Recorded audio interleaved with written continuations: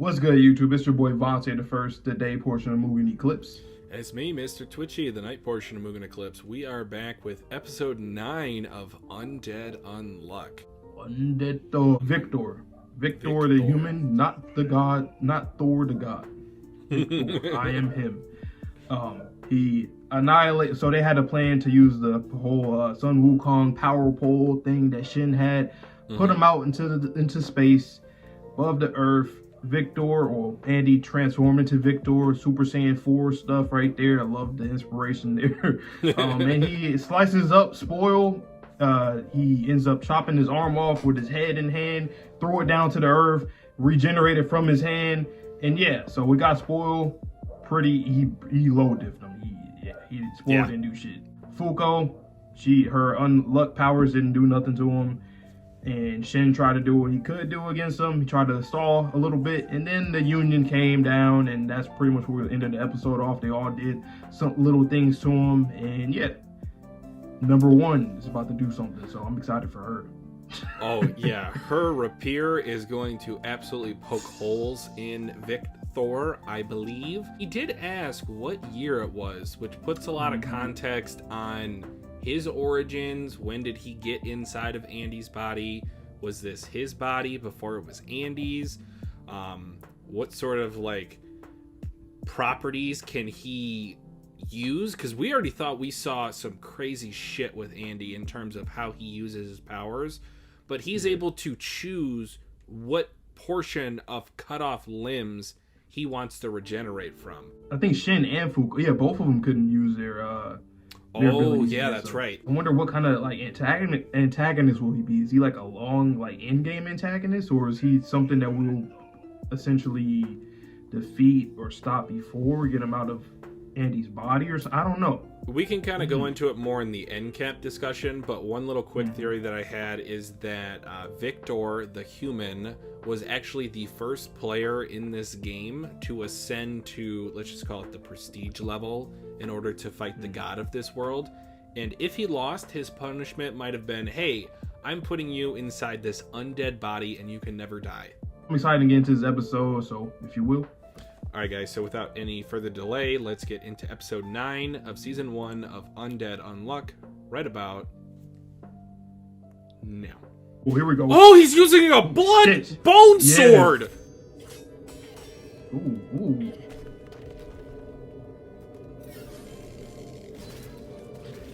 Ooh. Yeah. He doesn't care. My god. Ooh. Wait, Shinra from Fire Force? Oh, he's fast! Shrink. Oh. Yes. Tooted up. 2 for 2 with today's recording session. Alright, Bakugos, VA, whatever. What is he? Is he unstoppable because he's too fast? Like, what is it? Or Tanjiro and Genya, right? Yeah. I was thinking Sonic. Yeah. With the way that his hair slicks back. True. Meanwhile, bro, I can't move by anything. Damn. All right, make this boy into Jello.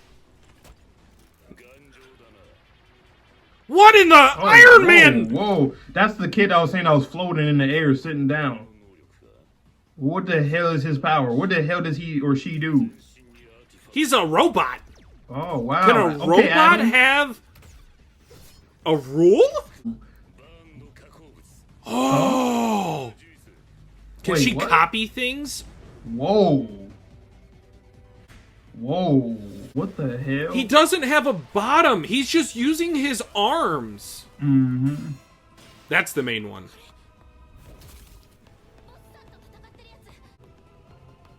I already know he's probably one of Townsley's favorite characters. Like you said, that Sonic. Yeah. What did that do? What did that accomplish? Not neat. Whoa.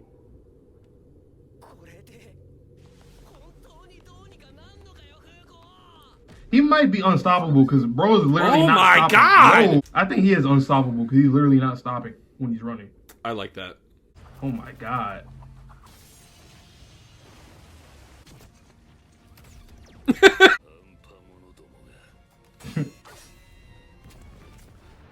Shit. I feel like this is Undead, or excuse me, Fire Force type of soundtrack. Yeah, it is. It really is. Ooh. Whoa!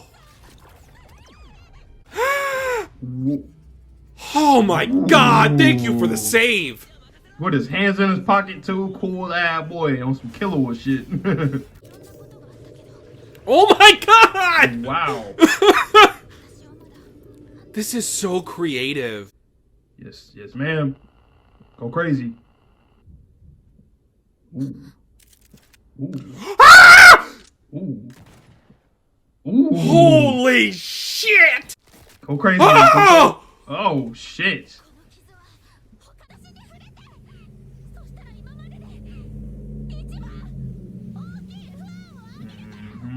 Whoa. It's like pass. Oh, yeah. Okay. Nice. So I was half right. What a first kiss. The sky in the back. Nice. He looks wild there. Epic. You okay? As long as you're visible. That's why I said Unseen is going to be his biggest adversary. I'm calling it right now. Ah! Damn. Get wrecked! That's what you get. Remember how he was talking, oh, a mere meteor? Or AC-130, volcano? inbound! How about multiple meteors, not just a mere meteor? From a kiss, yeah. If they go around the bases, the world is ending. I didn't even think about that. Like a tsunami unluck. Yep. I wonder if her unluck can like create like hell. Imagine something like that. Like she can manifest a hell. That would be ridiculous. Oh. Bandy. Uh-oh. I'm afraid of bears, so I can't look at teddy bears no more. Pluto. I'm looking at you, Pluto. Watch Pluto, by the way, guys. That's what sunflowers there, right? Of course. Oh, that's where Shen got the gun. I didn't even put that together. Oh, Nei-chan. As long as they got those sunflowers around them, they be alright. They be alright. Yeah, I mean, each time they look at sunflowers, they'll have happy memories.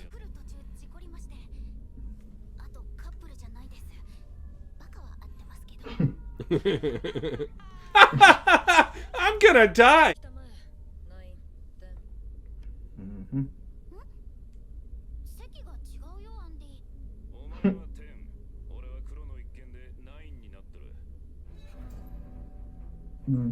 I remember that. What's the next mission gonna be? Right. We're going for burns since we've seen a whole bunch of fire shit this episode. Quest the results. Please at least give it to us this episode.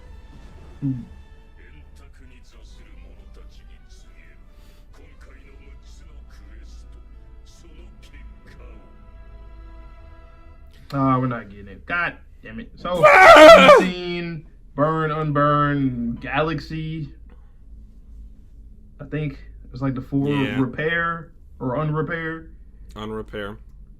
This goddamn ED, man.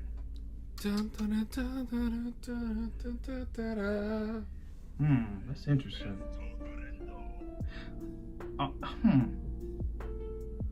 Fuuko's power, like, it is really interesting because there would have to be something that is, or a rule, or somebody that has luck, right? For her to have a power that was unluck. But it's kind of weird because it's like the opposite. Usually the ones are the, like, quote unquote more positive, better ones. They're not like negative. Well, I also think, can you have So more hers is than like the one opposite. rule? So like Victhor, he could technically be the unrule or unruly, I guess is that's kind of weird. But yeah, I'm wondering if he has more than one. I mean, technically, since he's inhabiting Andy's body, he does have more than one, but I mean more of a traditional sense. Right. That's interesting though. Like hers is the only one that's like negative, right? The only so negator It seems power to be the only negative? detrimental power. Yes. Right. Except for Andy, but I mean that's his whole character. That doesn't really count. Mm-hmm. No, that's no. Interesting. Oh no! I got spoiled. Fuck. God damn! I seen something. All right. I did not. Oh well, it looks good. I'll just say it looks good. I saw a lot of colors. It looked like a lava lamp, just like with bubbles. But you know, I don't know what that was. But yeah, so that's interesting that her power is like that because for a rule, so like, because most of the time, because like we heard about a burn and then there's an unburn. We know there's stuff like that. So like for negators is like they're basically birth, or these powers are birth to negate against those things that are detrimental. So hers is opposite. Like, why would she be unluck? Unless there's, I don't know. Like, I don't know. It's kind of weird because do they not want, or well, how can I phrase this? Is luck bad in a sense? Well, with that question, I mean, you can kind of relate it back to Shen and his untruth. Like, is truth inherently bad or good? It's just kind of a thing. So luck just being a thing, whether it's good luck, bad luck. I'm assuming that it's not all hunky-dory with just the person that has rule, or just the rule being in, like, this creature thing that we saw for Spoil. Right.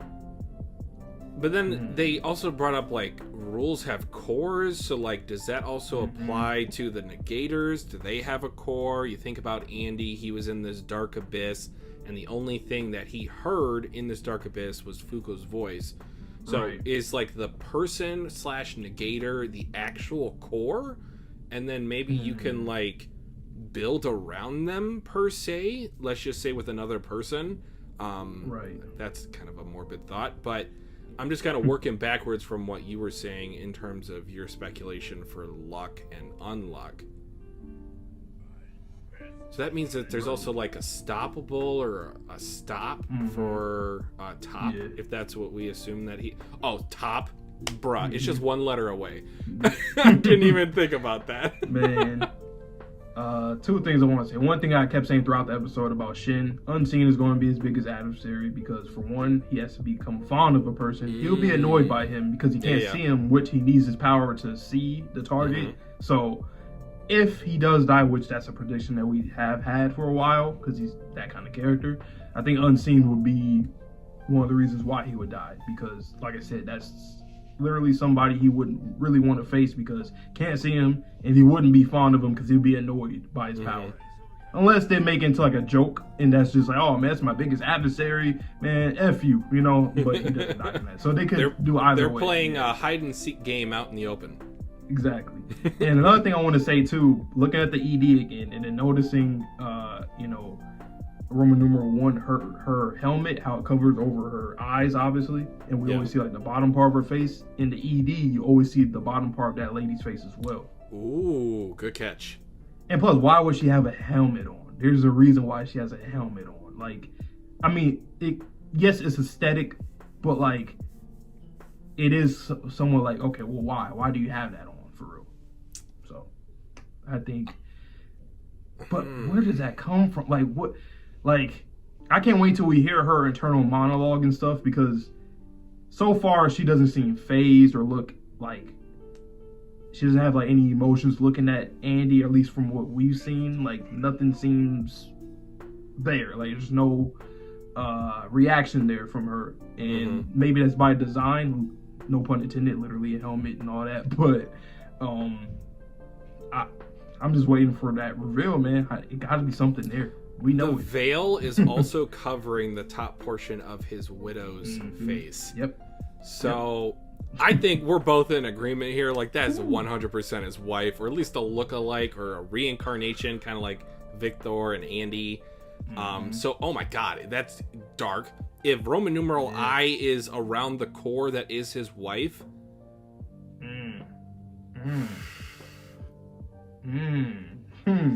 Well, and then another point that I kind of like made as a joke earlier in the season is that like Fuuko's power killed 270 people, and they're not people. or they're people, they're not NPCs. Now I'm starting to second guess that statement. Are the people in this world, do they actually live, or is it literally like main character syndrome? If you don't have eyes drawn by Mappa, like you don't exist in this world. Pretty much, I think so. Because then you start to get into like reality with those holograms or the projections, right? In terms of like, is the person that you love, because it was a tangible thing for Gina's beret when she threw it, like it was still cutting things, but it got beamed down to her. So like, are the things that you can touch and feel in this world, do they even exist? Did Fuuko have parents? How old is Fuuko really? Is it like a reincarnation cycle? Is it a respawning type of thing in a video game? Or do the people that are in the Union, do they keep getting killed and reincarnated into a new rule/new negator ability? There's a lot of questions that I have with the video game motif going on. Also, when Victhor, when the Union came down, I believe, didn't he mention in the last episode about Gina? He was like, "Where's Unchanged at?" or something like that, right? He did ask about her. So they definitely have interactions with him within, what, say, 50 years at least. Yeah. So that's interesting. Or even maybe before, because when Gina captured Andy, he was in his Andy form, not his Victhor form. Right. That's probably the only reason why they even caught him, because, You ain't catching that. I'm sorry. Nope. Ah, man, this series has so much to think about, like, so much to talk about, think about. Like, I have just theories about a whole bunch of things, whether it's, like, from Andy, Fuuko, and the Roman numeral I, different powers, the mystery about Andy and his past. Apocalypse, the god of this world. Yeah, shit, UMA Galaxy. What the hell is that? There's a UMA named Galaxy. You would think that that's like, you know, so and that's a question. By definition, Galaxy is a collection of stars / constellations. So it's like, there's no other stars in the sky. So how do they even know what the concept of a galaxy is? Right. It's wild.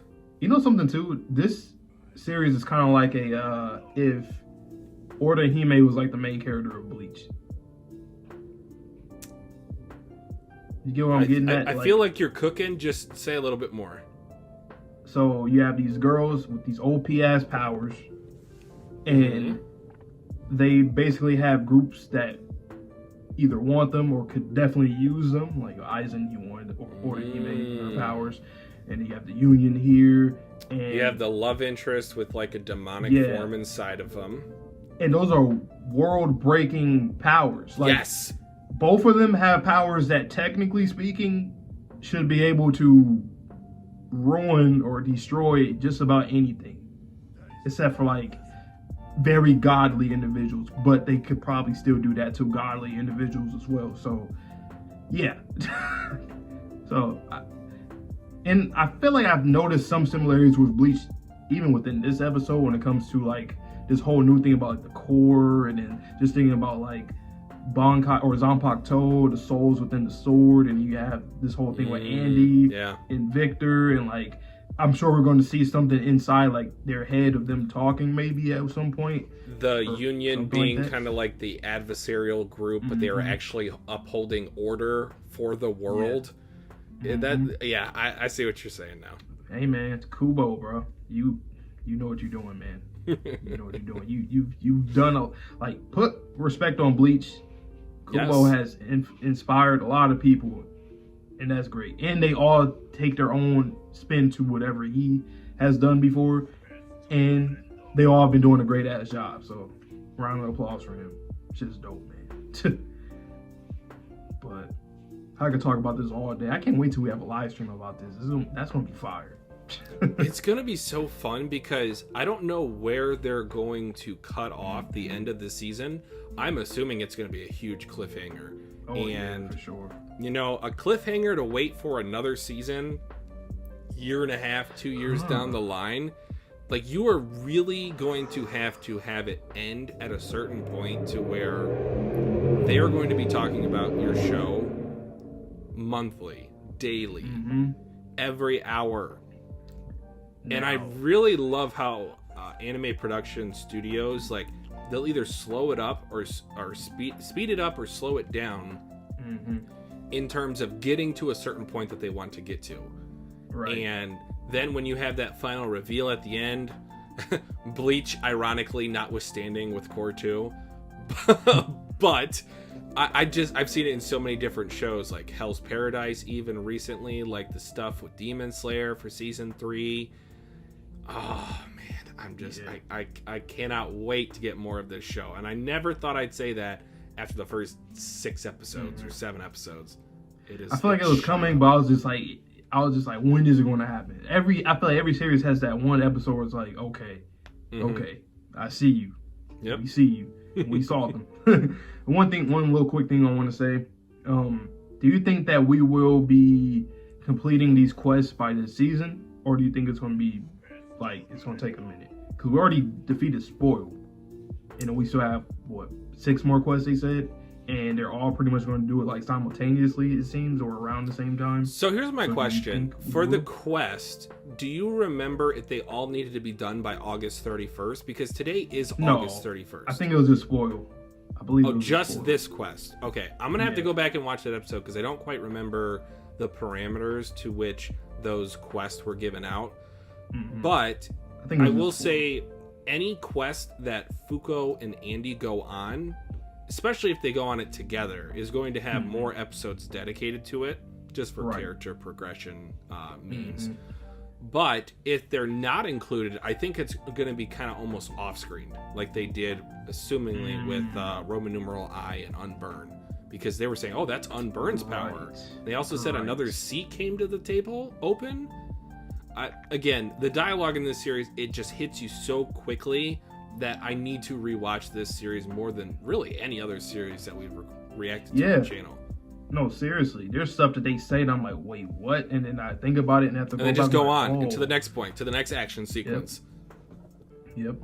So, great discussion. Very long discussion, too. But that's, it makes sense. Needed it. After what we just got. We got a conclusion to that arc. So, with that being said, though, you guys know the drill, man. Pull up every week. We got a whole bunch of content on the channel. Going to have an award show coming in towards the beginning of next year. So stay tuned for all that stuff. Look at our community posts. We'll keep you guys updated for everything that we got going on.